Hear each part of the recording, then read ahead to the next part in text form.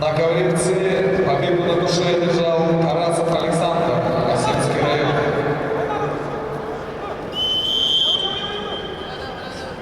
На коверце приглашаются борцы весовой категории 68 кг.